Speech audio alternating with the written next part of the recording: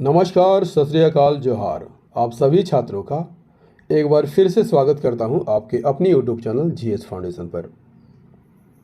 आज के सेशन में हम लोग करेंगे पॉलिटी की क्लास, और पॉलिटी की क्लास में हम लोग देखेंगे most important MCQ with full explanation. तो सभी छात्रों से मेरा रिक्वेस्ट है कि इस सेशन को एंड तक ज़रूर देखिएगा। JSSC, CGL, JPSC, Jharkhand police की तैयारी कर रहे छात्रों के लिए ये सेशन काफ़ी इम्पोर्टेंट रहने वाला है। लेकिन यदि आप झारखंड के बाहर भी किसी एग्ज़ाम की तैयारी कर रहे हैं तो वीडियो को बिल्कुल भी स्किप मत कीजिएगा, क्योंकि आज के सेशन में सारे प्रश्न जो है एक्सपेक्टेड है, किसी न किसी एग्ज़ाम में पूछे गए हैं। तो फटाफट से इस सेशन को दोस्तों के साथ शेयर कर दीजिए, और यदि आप भी इस चैनल पर नए हैं दोस्तों तो चैनल को सब्सक्राइब करके बेल आइकन को जरूर प्रेस कर लीजिए। चलिए शुरुआत कर लेते हैं आज के सेशन की। सेशन का पहला सवाल क्या कहता है?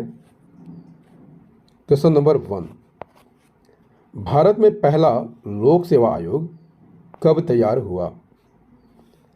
Answer is the option B, 1926 में। संघ लोक सेवा आयोग भारत के संविधान द्वारा स्थापित एक संवैधानिक निकाय है, और यह भारत सरकार के लोक सेवा के पदाधिकारियों की नियुक्ति के लिए परीक्षाओं का संचालन करता है। किस भाग में इसका वर्णन है? भाग 14 में। और भाग 14 के अंतर्गत अनुच्छेद 315 से 23 में एक संघीय लोक सेवा आयोग और राज्यों के लिए राज्य लोक सेवा आयोग का गठन का प्रावधान है। नेक्स्ट क्वेश्चन, क्वेश्चन नंबर 2, अस्पृश्यता का अंत भारतीय संविधान के कौन से अनुच्छेद में है? Answer is the option D, अनुच्छेद 17 में है। अस्पृश्यता का अंत भारतीय संविधान के अनुच्छेद 17 में है। इसे और मजबूत करने के लिए संसद ने अस्पृश्यता निवारण अधिनियम 1955 पारित किया है, लेकिन इसका नाम बदलकर अब नागरिक अधिकार संरक्षण अधिनियम कर दिया गया है। नेक्स्ट क्वेश्चन, क्वेश्चन नंबर 3, किस संविधान संशोधन के द्वारा मौलिक कर्तव्य भारत के संविधान में जोड़े गए थे? Answer is the option D, 42वें संविधान संशोधन के द्वारा मौलिक कर्तव्य भारतीय संविधान में जोड़े गए थे।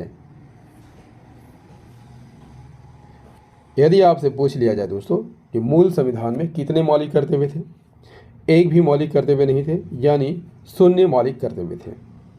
इसे 42वें संविधान संशोधन के द्वारा संविधान में जोड़ा गया था। किस समिति की सिफारिश पर इसे जोड़ा गया था? सरदार स्वर्ण सिंह समिति की सिफारिश पर। उस समय मूल कर्तव्यों की संख्या कितनी थी? 10 थी, लेकिन वर्तमान में मूल कर्तव्यों की संख्या कितनी है? 11 है।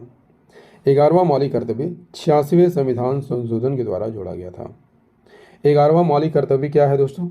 11वां मौलिक कर्तव्य कहता है कि प्रत्येक माता पिता का यह कर्तव्य होगा कि वे अपने 6 से 14 वर्ष के बच्चों को प्राथमिक शिक्षा दिलवाएं। क्लियर है? नेक्स्ट क्वेश्चन, क्वेश्चन नंबर 4, भारतीय संविधान में संघ की व्यवस्था किस देश के समान है? Answer is the option B, United Kingdom के समान है।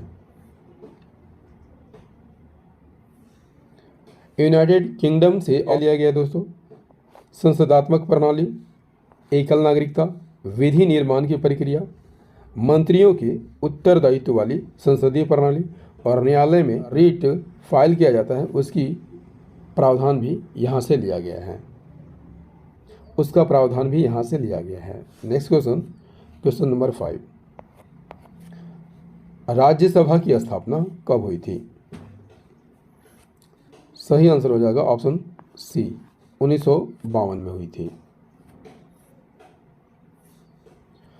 राज्यसभा कैसा सदन है? उच्च सदन है, जबकि लोकसभा निम्न सदन है। आप सभी जानते होंगे इसकी स्थापना कब हुई थी? 1952 में। राज्यसभा में कोई भी सदस्य 6 साल के लिए चुने जाते हैं, और इसके 1/3 सदस्य प्रति 2 वर्ष पर रिटायर होते हैं। राज्यसभा एक अस्थायी सदन है जो कभी भंग नहीं होती। Next question, question number 6। निम्नलिखित मौलिक अधिकारों में से कौन सा सबसे अधिक विवादास्पद रहा है? इसका सही आंसर हो जाएगा ऑप्शन बी, संपत्ति का अधिकार। यदि आपसे पूछ लिया जाए दोस्तों कि मौलिक संविधान में कितने मौलिक अधिकार थे? 7 मौलिक अधिकार थे, लेकिन संपत्ति के अधिकार को 44वें संविधान संशोधन 1978 के द्वारा मौलिक अधिकारों की सूची से हटा दिया गया और हटाकर अनुच्छेद 301 के तहत इसे कानूनी अधिकार बना दिया गया है। किस भाग में है? भाग 12 में। संपत्ति के अधिकार को हटाने के बाद अब मौलिक कर्तव्य की संख्या 6 रह गई है। Clear? Next question, question number 7। निम्नलिखित में से कौन भारत के कभी भी मुख्य चुनाव आयुक्त नहीं रहे थे? Answer is the option D, RS. Sharma कभी भी भारत के मुख्य चुनाव आयुक्त नहीं रहे थे।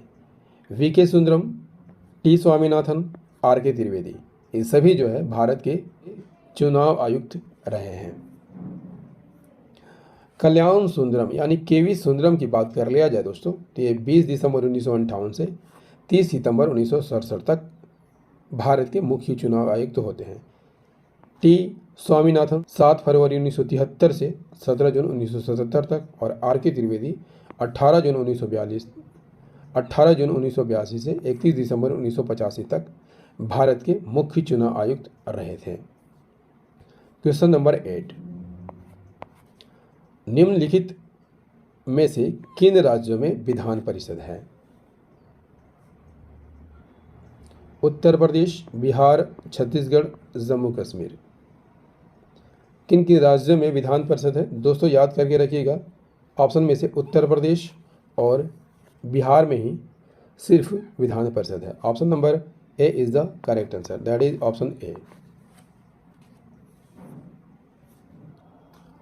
विधान परिषद की बात कर लिया जाए दोस्तों तो विधानमंडल में एक ऊपरी सदन होता है, लेकिन विधान परिषद मात्र 6 राज्यों में ही है। वे राज्य कौन कौन है? आंध्र प्रदेश, तेलंगाना, उत्तर प्रदेश, बिहार, महाराष्ट्र और कर्नाटक।